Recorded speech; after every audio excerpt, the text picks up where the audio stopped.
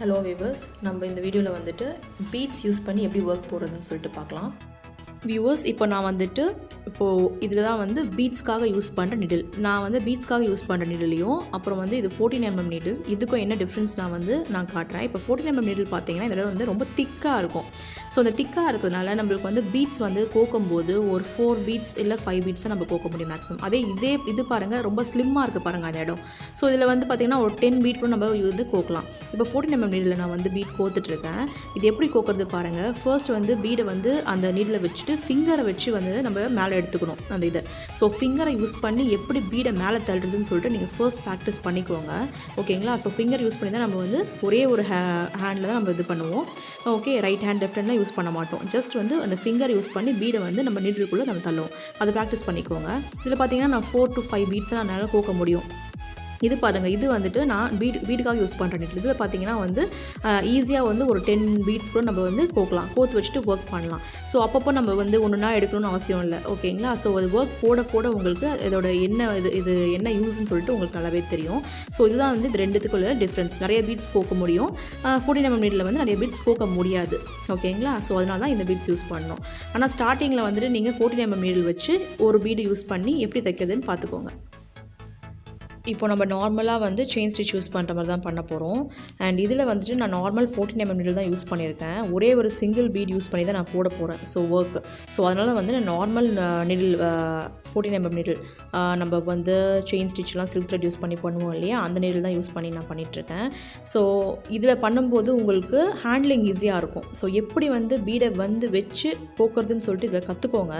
அதுக்கப்புறமா வந்துட்டு நீங்கள் வந்து நான் இப்போ காட்டினேன் இல்லையா, பீட்ஸ்க்காக யூஸ் பண்ணுற ஒரு நீடில், அதை வச்சு நீங்கள் ஒரு மோர் தென் ஒரு 2, 3, 4 பீட்ஸ் யூஸ் பண்ணி போடும்போது அதில் வந்து நீங்கள் இது பண்ணிக்கோங்க, ட்ரை பண்ணுங்கள். ஃபஸ்ட்டு வந்து பழகிறதுக்காக நார்மல் 14mm நீடில் வச்சே வந்துட்டு நீங்கள் அந்த ஒர்க் வந்து நீங்கள் போடுங்க, ப்ராக்டிஸ் பண்ணுங்கள்.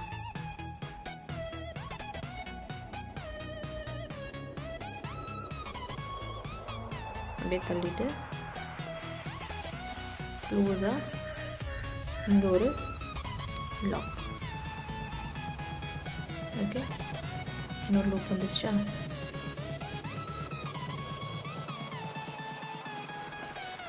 இந்த ஃபிங்கர்லேயே இப்படி உள்ள தள்ளி க்ளோஸ் பண்ணிக்கோங்க. பக்கத்துலேயே வரணும்னா ஒரு லாக்னா ஒன்றும் இல்லை, செயின் தான். ஒரு செயின் போட்டு அந்த இது பண்ணிக்கோங்க. ஒரு லூப்,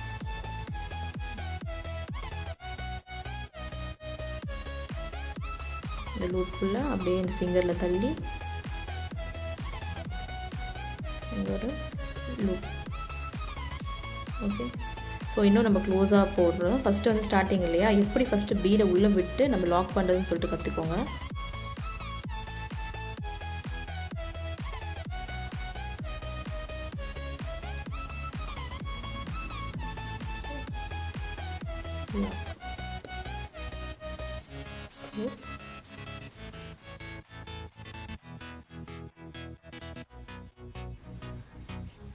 உள்ள தள்ளி ஒரு லாக்.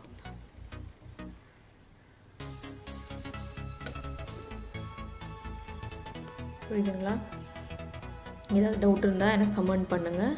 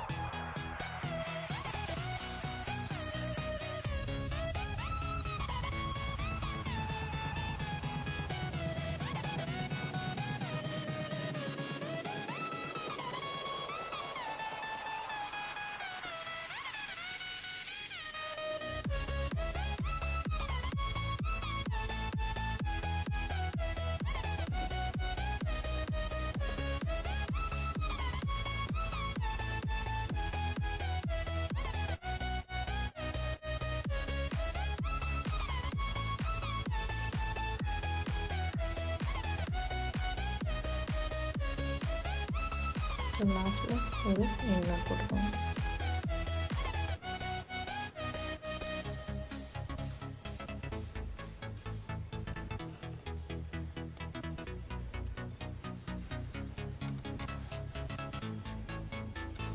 ஓகே, பக்கத்தில் அழகாக இருக்குல்ல. ஸோ அதுதான் இந்த சரி த்ரெட் யூஸ் பண்ணி பீட்ஸ் எப்படி போட்டோம், சிங்கிள் பீட்ஸ் எப்படி போட்டோம்னு சொல்லிட்டு நம்ம இப்போ பார்த்தோம்.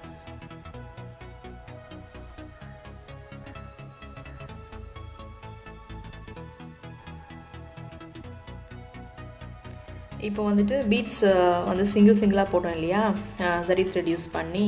ஸோ சிங்கிள் பீடு வந்து எப்படி கோக்கிறது ஃபஸ்ட்டு கற்றுக்கோங்க. நெக்ஸ்ட்டு வந்துட்டு நார்மல் துணி தைக்கிற நூல் வச்சு நம்ம 2-3 பீட்ஸ் சேர்த்து வச்சு எப்படி தைக்கிறதுன்னு சொல்லிட்டு பார்க்கலாம்.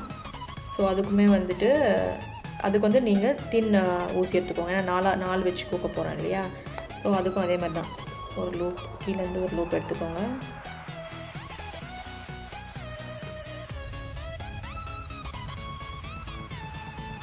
கோக்குறேன். ஓகே, ஒரு லாக் செயின்,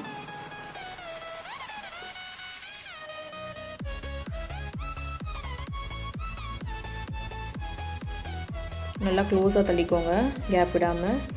நல்லா அந்த பீட்ஸை நல்லா தள்ளிட்டு இங்கே ஒரு லாக் போடுங்க.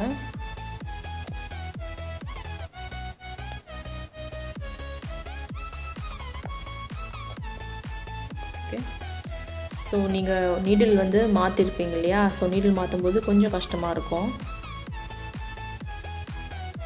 இது பண்ணுறதுக்கு. அப்புறம் போட போட பழகிடும்.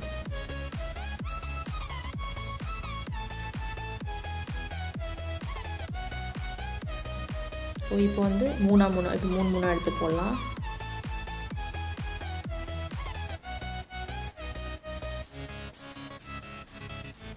த்ரீ பீட்ஸ் ஒன்றா வச்சு. ஓகே, நீங்கள் வேணும்னா வந்து ஒரு இவ்வளோ பீட்ஸ் போட்ட அப்புறமா 1 2 4 8 10 பீட்ஸ் போட்ட அப்புறமா இன்னொரு லாக் போட்டுக்கோங்க. இன்னொரு அதாவது லாக்குன்னா வந்து குட்டி செயின் இங்கேயே போட்டுக்கோங்க. அப்போ தான் வந்து உங்களுக்கு ஒரு வேளை கழண்டு வராமல் இருக்கும். ஓகேங்களா. கட்டாச்சுன்னா கூட வந்து இங்கே ஒரு கட்டாச்சுன்னா கூட நம்மளுக்கு இங்கேயே வந்து நின்றுடும். அதுக்கப்புறம் இதெல்லாம் வந்து அறுந்து விழாது. ஒரு வேளை த்ரெட்டு கட்டாச்சுன்னா, அதனால தான் நம்ம இதுமாதிரி போட்டுக்கிறோம்.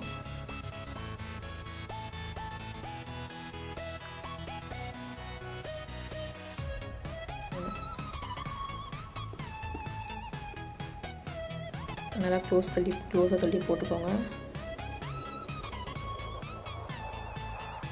கேப் விடாமல்.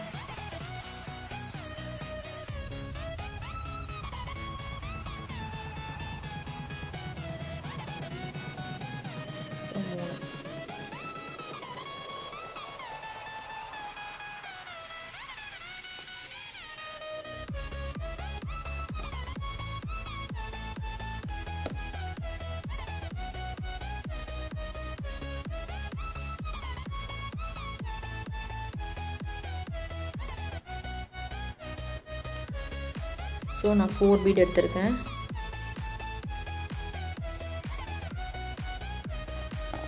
ஃபோர் பீட் வச்சு நல்லா க்ளோஸாக பீட்ஸ் வச்சு ஒரு லாக் செயின்.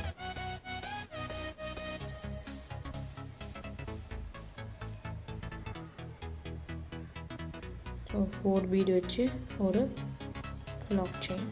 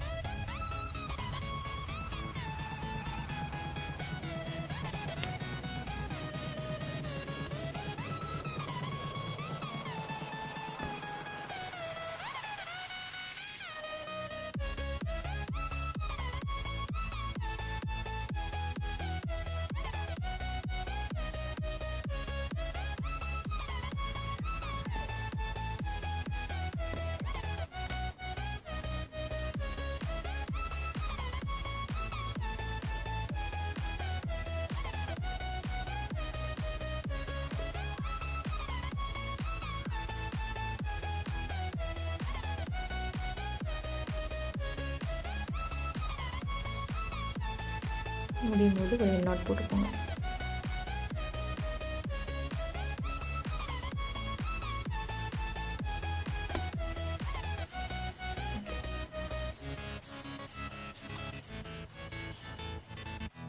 வியூவர்ஸ், இப்போ நம்ம 2 டைப்ஸ் ஆஃப் பீட்ஸ் வந்து ஒர்க் பண்ணியிருக்கோம்.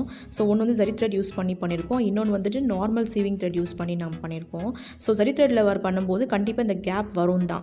ஸோ நீங்கள் ஜரி த்ரெட்டில் வந்து க்ளோஸாக பண்ணணும்னு சொல்லிட்டு ட்ரை பண்ணாதீங்க. க்ளோஸாக பண்ணுறதுக்கு கொஞ்சம் கஷ்டம். ஏன்னா நாட் போடும்போது நாட் அந்த அந்த லாக் போடும்போது அந்த கேப் வந்து நூல் வந்து கொஞ்சம் உங்களுக்கு அந்த நூல் கொஞ்சம் திக்காக இருக்கும். ஜரி த்ரெட்டோட நூல் வந்து திக்காக இருக்கும். ஸோ அதனால் வந்து உங்களுக்கு அந்த கேப் வரும் தான். அதை க்ளோஸாக ட்ரை பண்ணாதீங்க. நம்ம நார்மலாக வந்து பீட்ஸ் ஒர்க் பண்ணும்போது நம்ம நார்மல் சீவிங் த்ரெட்டில் தான் பண்ணுவோம். சீவிங் த்ரெட்டில் பண்ணும்போது க்ளோஸாக ட்ரை பண்ணுங்கள், அது வரும். ஓகேங்களா? ஸோ இது ஒரு டிசைனாக கொஞ்சம் கேப் விட்டு போடுறது. இது வந்து ஒரு க்ளோஸாக போடுறது. நிறைய இதுக்கு நம்ம